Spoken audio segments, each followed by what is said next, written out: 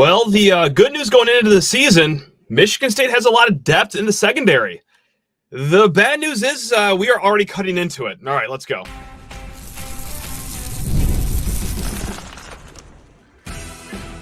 You are Locked On Spartans, your daily podcast on the Michigan State Spartans, part of the Locked On Podcast Network, your team every day. Ultimate College Football Head Coach is a brand new mobile game that is completely free, has no ads, and is 100% playable offline. Use promo code LOCKEDONCFB, all caps, inside the game store to receive a free boost to your program. Begin your coaching legacy today.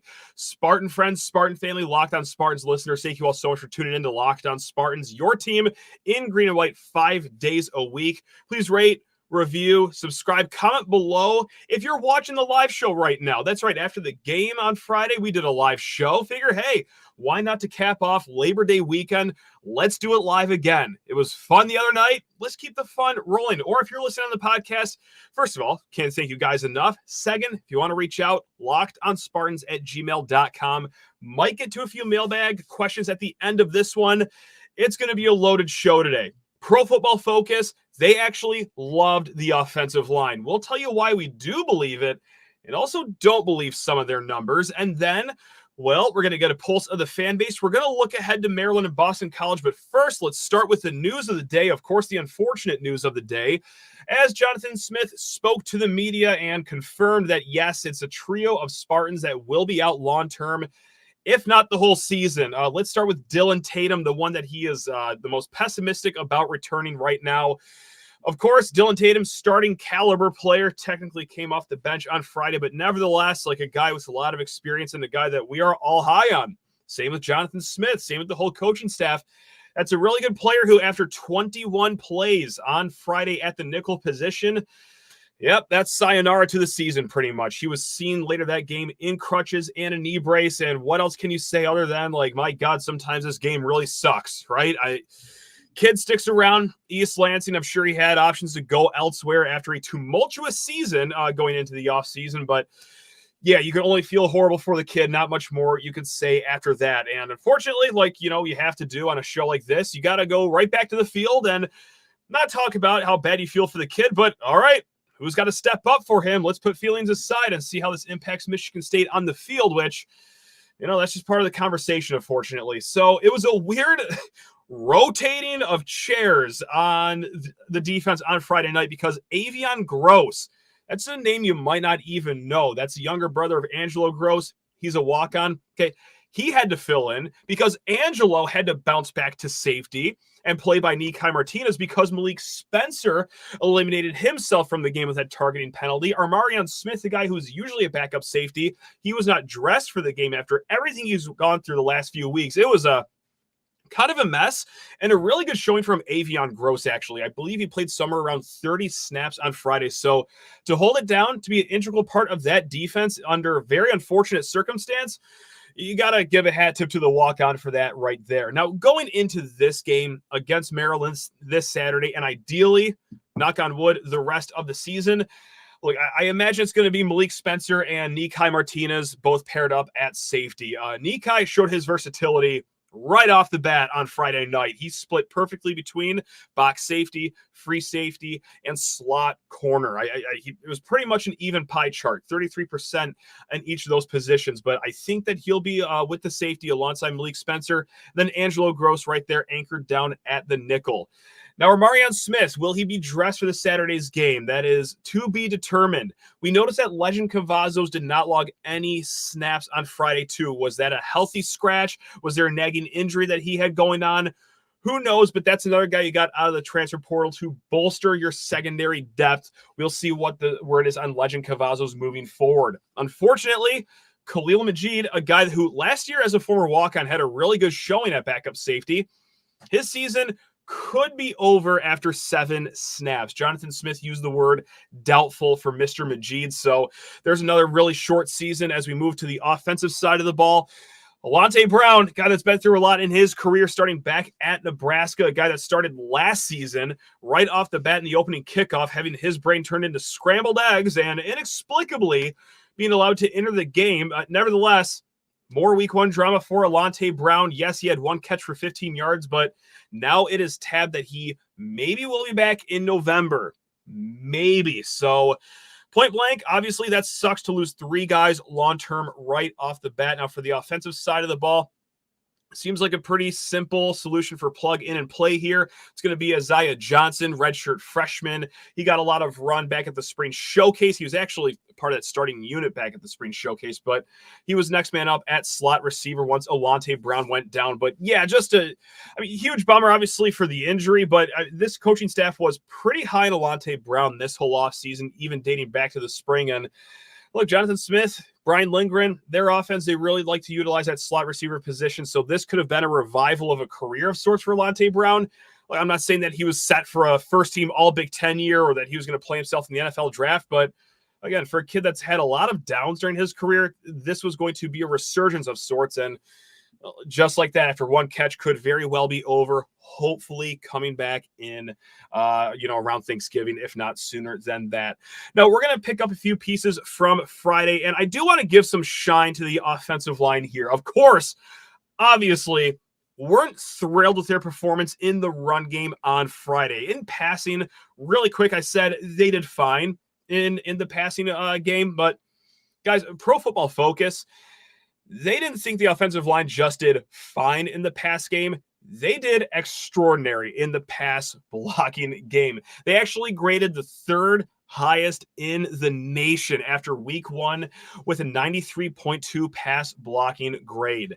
Now, Ashton Lepo, he was your leader with 88.1. Christian Phillips was a second leader in pass blocking at 86.3. Luke Newman, Stanton Ramel, the redshirt freshman, they both scored above 82. Now, Pro Football Focus, if you're not hip to it, they break down the game. They give you grades on how well you executed. Did you do your job? So, you know what? There's some subjectivity to that. But you could actually put these quantifiable numbers, we're using a lot of big words here, these quantifiable numbers with those pass blocking grades too, because it could just be, simplified into this. Florida Atlantic got 7 pressures on Aiden Childs. Okay, it was relatively clean pockets for him the entire night. Made his night as comfortable as you could hope for in week 1, especially with an offensive line that has some moving parts due to activity this offseason. Now, on the contrary, just to put some context to 7 pressures for Childs, Michigan State made Cam Fancher's life a living hell on Friday night. They pressured him 22 times. So if you just look at the other side of the field, you could already see how different life was for each quarterback. But with that said, is there something to be said about this? Like, let's not just gloss over this and act like everything's all hunky-dory and East Lansing right now. Is there something to, well, Childs had 20 clean pockets. At least that's what Pro Football Focus tabbed him at. Just going 9 of 20 in clean pockets. That's not great. And we said as much on Friday is that just you could be the biggest State fan in the world. You could be on high as Aiden Childs as anyone, like we are on the show. Anyone with one eyeball can realize that wasn't the greatest opening night game from him. But just like Friday's show too, I'm not panicked at least. Like, I'm going to give it at least until the end of the month, if not even a little after that, to make this great grade on him and, decide if we're just going to give up on him completely. But no, after one game, not really too upset. Now, who was upset, and actually like to see this in the press conference, was Aiden Childs himself. Now, we didn't get to this on the last show because we recorded during the press conference, but Aiden was fuming at that podium. Like, this wasn't one of the quarterbacks that had a bad game and thinking, you know what, I'm good. It's all going to work itself out. You know what, at the end of the day, I'm still cashing a sweet NIL check, so who really cares? It was quite the opposite from Childs. He actually had to interrupt himself mid-press conference to apologize to the media for how short and rude he was being during the answers. And it's like, I like seeing that dog in him. He did not play great, and he knows it. He's pissed off. Now, who has a more level-headed take on this? His head coach, Jonathan Smith, and he harkened back to 1998 when he played for Oregon State in a game, I believe it was against Washington. It was hard to find a box score from all the way back in the late 90s, but nevertheless, he shared an anecdote that in his first start, Jonathan Smith's first start for the Beavers, 3 interceptions, 2 fumbles, and they lost the game by 1 point. things turned out okay for Jonathan Smith, arguably the best quarterback to play in Corvallis. This is what we talked about even before the game on Friday, right after the game Friday. He's gifted. You could see it. He's got some zip on the ball. He has the legs that can extend plays, but there will be some growing pains, especially in the first start. And guys, if you're already sick of me talking about Connor Cook in comparison to Aiden Childs and making that first start as a sophomore, starting slow, here it comes again. You want to know Connor Cook's slash line in his first start as a sophomore in that Rose Bowl winning season? It was 6 of 16. So you can go back to 1998 over in Corvallis to take a look at, hey, slow starts happen for great quarterbacks. Or just right here in East Lansing, you could roll the clock back 11 years at Connor Cook's first start. Things turned out okay. Yes, it was a struggle for Aiden Childs, but again, like the tools are there. A lot goes into your first start as a quarterback, pressure being the top line item. I'm going to give it some time here. Now, of course, we're going to get to, the Maryland-Boston College game just briefly here, but we're not totally buying one set of Pro Football Focus numbers here for the run game. We'll be right back to tell you why, because I watched all 19 of Nathan Carter's carries last night, and let me tell you what happened. But first, you need to talk your ears off about Ultimate College Football Head Coach. What an app this is. Guys, I had a long travel day today. Some of it was spent on an airplane. Guess what that you don't need Wi-Fi for? It's this game, Ultimate College Football Head Coach. In this amazing game and simulation, you get to step into the shoes of a head coach and lead your college football program to glory. Can you imagine actually being the head coach of the Spartans? Well, you can. From recruiting players to hiring coaching staff to overseeing training camps and handling school scholarships, you control every detail of your program. It's all in your hands. Will you be able to handle the pressure? Now, pressure aside, there's no pressure in this. It's a free app. All right, there's no ads. It is 100% playable offline. You can play on the go when you want to. And of course, we have a special offer for Locked On Spartans fans. Use promo code Locked On CFB, all caps, inside the game store to receive a free boost to your program. Make sure you take advantage of this perk as it will get your team off to a strong start. To download the game, just visit ultimate-cfb.com or look it up in the app store. It says Ultimate College Football Head Coach. Begin your coaching legacy today. Now, before getting back into the mix here, picking up the pieces from Friday, thank you all so much for making Locked On Spartans your first listen every single day. Go walk on over to Locked On College Football with our guy Spencer McLaughlin right after this. Make it your second listen. Again, Locked On College Football, part of the Locked On Podcast Network. Now, look, that was all very nice what we just talked about for the offensive line. As mean as we were about them, bluntly honest, I like to call it, on Friday night. About the run game, the passing blocking was really good, almost as good as you could hope for right off the bat in week one. Now, they graded very high in the run blocking too. And that might shock you because, yes, 4.8 yards per carry on Friday. I don't think that necessarily told the whole story. We know what happened in that late 4th and 1, even the earlier 4th and 2. I'm not 100% Nathan Carter got the first down, but nevertheless, we're going to get into what happened on Friday night. But hey, if you are a Pro Football Focus disciple, if you treat that like a Bible, well, they gave Michigan State an 84.8 run blocking grade. That is good for 8th best in the country. And I'm not just saying I have a crooked eye for that number because I'm building some weird agenda or I have to be right all the time. Like, guys, I'm wrong on this show often. I will let you know when that happens. I watched every Nathan Carter carry on Sunday night, all 19 times, because I just had to see it for myself. Of the 19 carries, this is a little pop quiz here. How many times was Nathan Carter hit behind the line of scrimmage? Of the 19 carries, how many times was he hit behind the line of scrimmage? For an 84.8 run blocking grade, well, that better be a low number. And I'm here to tell you it was not a low number, guys. Again, 19 carries, 10 times he was hit behind the line of scrimmage. One other time he was hit right at the line of scrimmage. Okay, that is 11 of 19 for being hit at or behind the line of scrimmage. When I'm saying Nathan Carter was largely set up for failure on Friday, and that yes, while K'Ron Lynch-Adams looked superb, let's not get that twisted. He looked amazing. Nathan Carter wasn't getting much help getting contacted before he even breaks the line of scrimmage. Now, look, it wasn't all horrible, right? Like, there were some really nice plays, especially on a 3rd and 5 in the second half. I believe it was Christian Phillips. He was a pulling guard there. Ashton Lepo kicked out to slide out and make a really nice block for a stress-free pickup. There were some good pieces.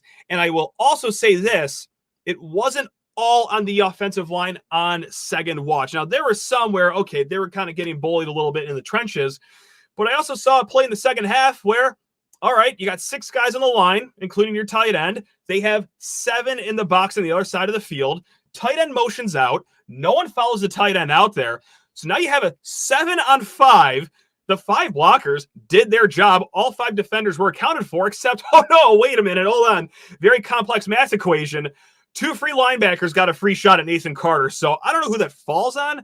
I don't know if that's Aiden Childs needs to audible out of that play. I don't know what has to, I'm not going to claim to know what has to happen.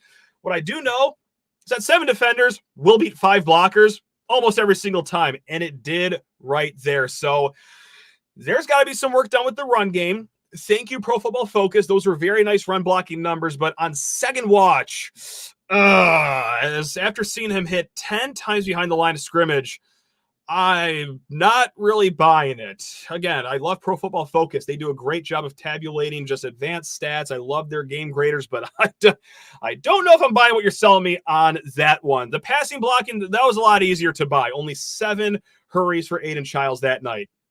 That's great. We'll leave it at that. Let's move on.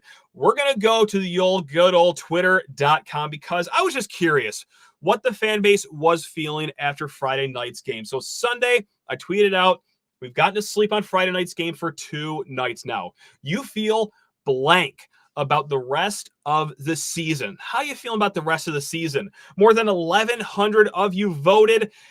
Now, the 4 options, I should probably list those. Pretty good, meh, a little spooked, and DEFCON 1 meltdown mode.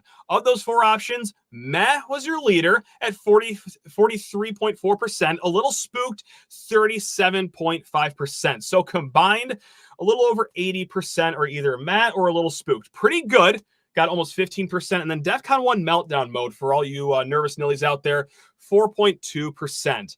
Right now, I'm at meh. And I'll offer some optimism in that madness right now. The playbook was not truly open. At least I have a hard time believing it was open.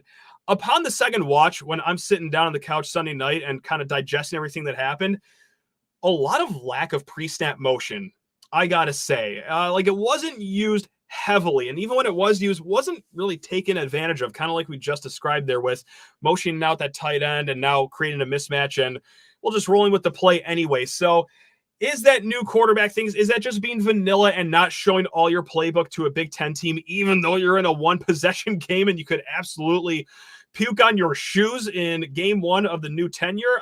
Yeah, apparently, but I like to think within I'm not just saying that it was a vanilla playbook and, hey, they have more to show just to say it. Like, over at Oregon State, a lot more motion was used than we just saw on Friday. So I know that sounds silly, but that does a lot of window dressing for the defense too and makes life ideally a little easier for your quarterback. Now, I will go back to the internet too, and I really don't like to do this often of bringing what I talk about on Twitter all the time to the show.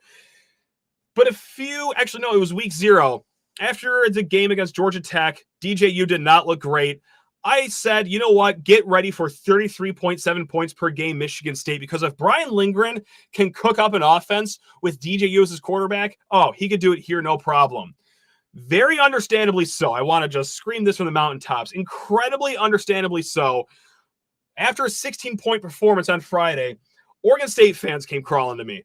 Michigan fans came crawling to me. Just rival fans kept crawling to me and just dunking on that tweet. They're like, oh, look at this idiot. He said 33.7 points per game. How about 16 points in the opener, you idiot? Now, I know what I'm about to say next is a whole situation of, if this pig had wings, then it would be a bird. Or if my aunt had a certain body part, it would be my uncle. I think we're all familiar with that figure of speech.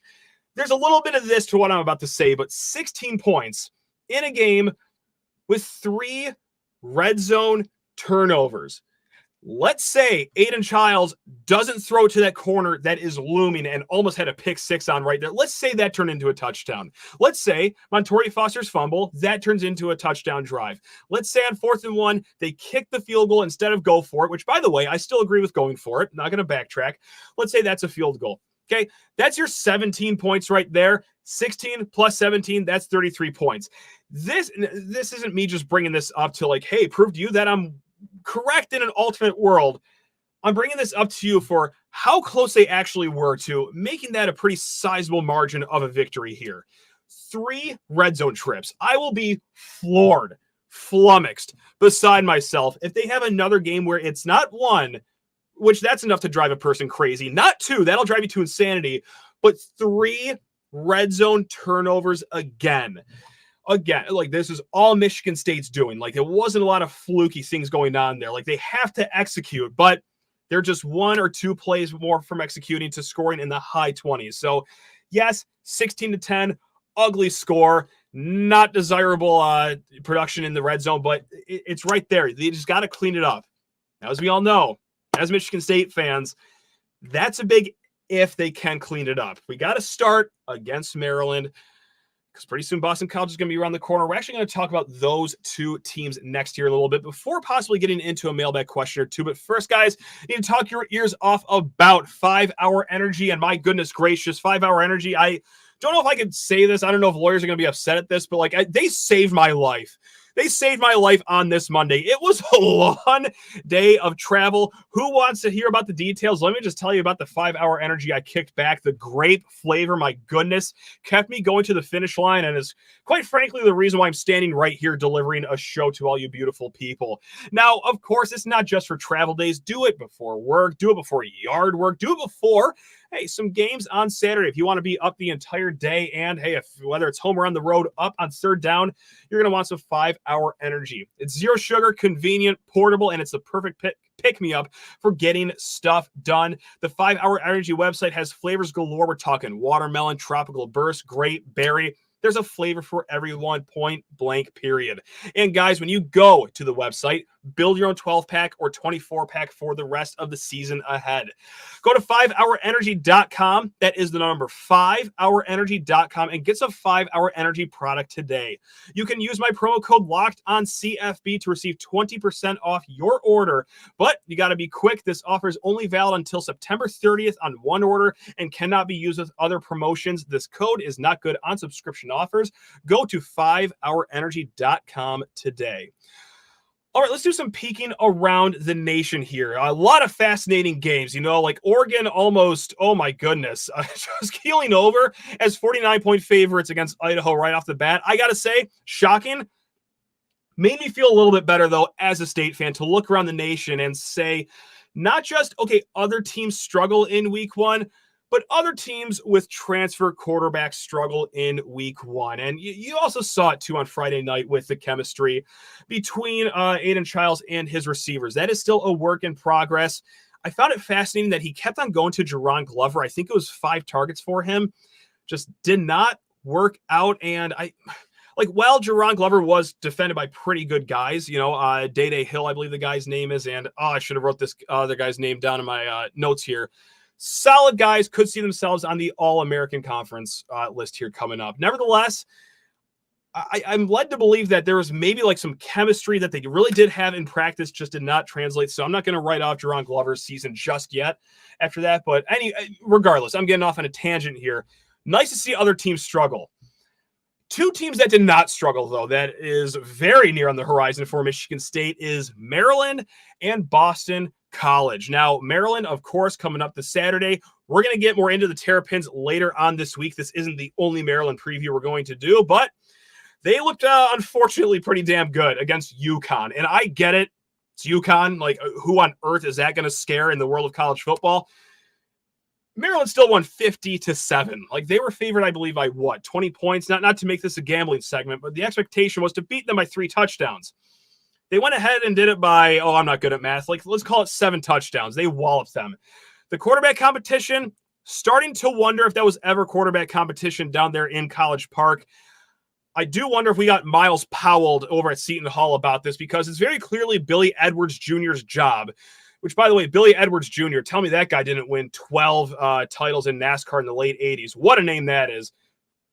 20 for 27, 300-plus yards, 2 touchdowns. He already has a favorite target, Ty Felton, amazing receiver, 7 catches, 178 yards. So, yes, early game cooking for Maryland. I do want to point this out, though, because it's not just the offense that is to be feared down there.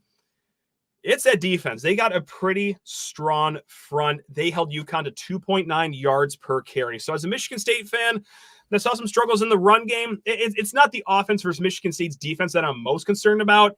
It's, well, if we didn't move the ball with consistent success against FAU, I mean, how's it going to look against a Power 4 team that returns a lot from their front last year that has had a really good performance in week 1? Again, we're going to talk more about the Terrapins. We're going to have Trey Moore of Locked On Terrapins on the show later on this week. But yeah, just something to keep an eye on as we just comb around week 1. Boston College, who, by the way, is playing right now as we are recording. They were up they were up 8 points at the time of recording. Nevertheless, we face them on the 21st. My second son's birthday. That's going to be a great gift for him. Hey, happy first birthday. It's your dad crying in a corner is what you get for a gift. Anyway, Thomas Castellanos, their quarterback, who I swear gets shorter every time I see him. I believe he was 6'2" last year, and now he's 5'7". Nevertheless, he scares me. He scares me because also what we saw on Friday. Cam Fancher made some hay with his legs. He was really good at scrambling. Unfortunately, what is Thomas Castellanos really good at? He's good at extending plays and scrambling with his legs. Really, as I'm watching the first half against Florida State, as you go back to a few games last year, while he was volatile with the football last season, he could have 3 touchdowns and 4 interceptions any given game. He's quick. This guy is a jitterbug. He is Cam Fancher, but faster and no debilitating concussion symptoms. If I could just go on another tangent really quick. I don't really know how to talk about this actually from Friday. And there's no good way to say it without me sounding like, I'm just so fired up about concussions or CTE, but on a real, diagnosing the game level, I think Malik Spencer's hit last week really changed the outcome of that game. Again, I'd really like to not have a defender, drill someone straight in the face, but I question FAU's concussion protocol after that hit that got Malik Spencer kicked out of the game. And you're not kicked out of the game for no reasons. There is a reason that those hits get you removed from the contest. It's because they're so lethal, so dangerous. But yet Cam Fancher, the first of 7 times he loses his helmet that game, he just gets to come back out in one play. And, oh, by the way, in those passes after he got rocked right in the face, looks like a concussion patient. Tell me he wasn't looking at 5 receivers every time he tried to key in on one guy. Those 2 interceptions, oh my, that's a guy who probably doesn't have straight vision right now. So I'm sorry to make this a tangent on what's going on with Florida Atlantic's medical situation, but truly, I think that did impact the game. I'm not saying Cam Fancher is, Johnny Manziel in the flesh, but I like to think that he's a better passer of what we saw after that devastating hit happened. Nevertheless, let's keep talking about this. Thomas Castellanos, yeah, I assume that he won't have concussion symptoms going into this game like poor Cam Fancher did. I hope I'm not the only one that kind of saw that too. I don't know. I hope it don't sound insensitive. That's just an honest look at the game, though, of what we saw on Friday. Nevertheless, hey, we do have an opponent sandwich between Maryland and Boston College. It's Prairie View A&M. They started their season with a 27-9 loss against Texas Southern. I don't expect you to know SWAC football out there. Let me tell you this, though. In their own division, Prairie View A&M voted to finish 2nd place. They actually got 8 first-place votes. Texas Southern, in the basement, they were picked to finish dead last in their division in the SWAC, but yet Texas Southern 27, Prairie View A&M 9. So, guys, if we win by any less than 40 points in 2 weeks, that's actually a really big letdown. That's a really bad team coming to East Lansing in 2 weeks, guys. So, yeah, in case you were losing any sleep on Prairie View A&M, there it is. Let's get to some mailbag questions right here. We'll try to get to 1, if not 2 of them. This is from Zachary. LockedOnSpartans@gmail.com. He writes in, I am in need of your help. My brother-in-law has a flair for the dramatic and already thinks that this coaching staff is incompetent and just as bad as the last staff. His frustration stemmed from going for it on 4th down instead of the field goal and passing it instead of running in our last 2 drives when we needed to drain clock. What are some reasons for positivity from this game and why they are better than the last staff? We already talked about that, you know what, pretty vanilla playbook. At least we hope. We hope with reason that it was a vanilla playbook. I would really like to not be vanilla when it's a 1-score game, but that's just the nervous person in me. Maybe they're a lot more comfortable about the game. But nevertheless, on top of that, I think there is something to be said about Jonathan Smith after that game admitting he should have kicked the field goal. And I don't know if this makes a difference to you at home. It doesn't make a difference to the game that just happened whatsoever. But the fact that he admitted fault and said that, you know what, probably should have kicked the field goal there, like, that's just nice to see a coach talk to us, like a human. I just am jazzed about that. But nevertheless, why will they be better than last staff? Well, let's just go over to Wyoming right now. Let's say, how did Wyoming and Jay Johnson do against Arizona State? And the quarterback that they listed as the 3rd guy last year, Sam Levitt, who played awesome, by the way, down in Tempe. That's right. Wyoming scores 7 points. So more great things going from Jay Johnson. I know we weren't happy with Brian Lindgren on Friday. I certainly wasn't. I was not totally unhinged, just unhinged lowercase on Friday night after the end of that game. But nevertheless, we're still going in the right direction. Now, how high of a direction we're going, to be determined, but yeah, we will see from that point on. It's going to be better than Jay Johnson. We're going to end with this email because I got an audible laugh out loud when I read this one. This comes from great listener of the show, Papa Maddox. He says, my grandson plays JV for Mason. We went to Mason Holt varsity game also. I'm in section 321 at Spartan Stadium. My question is, what is the strangest thing you saw this week in football? I'll bet I can top it. At the MSU game, going for it on 4th and 1 when a field goal would have iced the game was fairly strange.